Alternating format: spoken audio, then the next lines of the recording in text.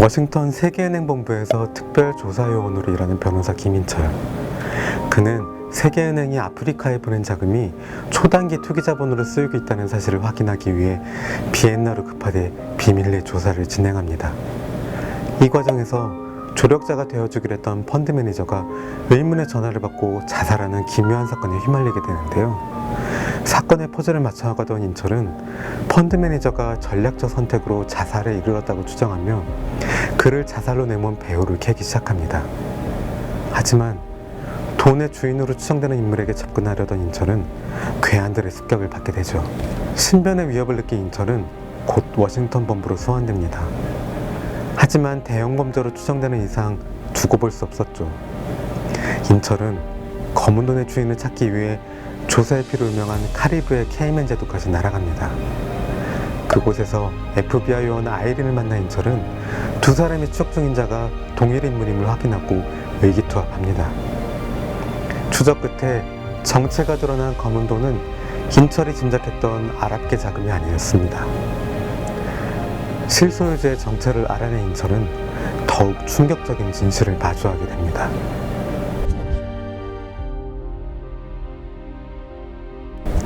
한편 북한은 풍계리에서 수소폭탄 실험을 감행해 세계를 놀라게 하고 트럼프는 북한의 도발을 격분합니다.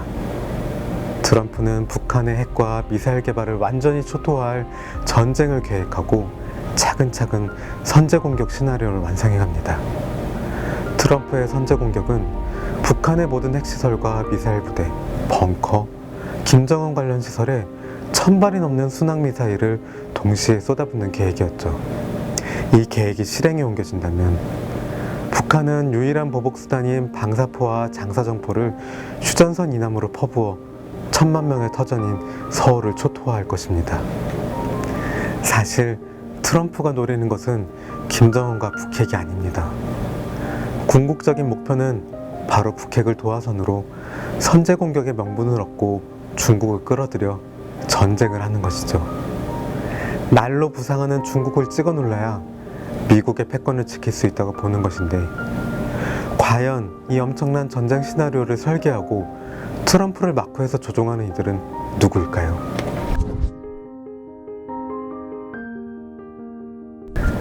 백악관 워룸에 불이 켜지면서 카운트다운이 시작됩니다. 미국에게 북핵은 선제 공격의 명분이자 절호의 찬스이죠.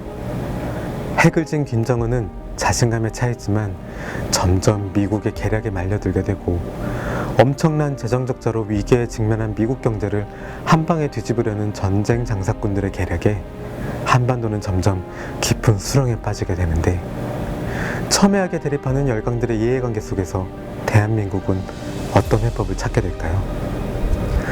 미국은 어떤 일이 있어도 군사적 힘을 포기할 수 없어요.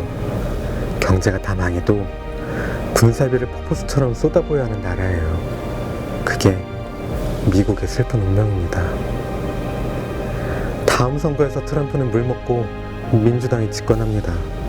그러면 전쟁은 끝입니다. 미국은 서서히 말라 죽는 겁니다. 기회는 트럼프가 있는 지금입니다. 미국은 지난 3번의 실수를 반복해서는 안 됩니다. 거침없는 문제 제기로 우리 사회의 핫이슈를 정조준했던 김진명 작가. 비중전쟁은 2017년 12월 출간 이후 30만 독자의 선택을 받으며 작가의 저력을 다시 보여주었죠. 최근 들어 아콰일로로 치닫는 미국과 중국의 충돌을 놀랍도록 예언한 이 소설이 30만 부 돌파를 기념해 특별 합본판으로 선보입니다. 팩트와 픽션을 넘나드는 흡입력 있는 스토리, 손에 땀을 쥐게 하는 전개와 박력 있는 문체로 대한민국 최고의 페이지 터너임을 다시 한번 입증합니다.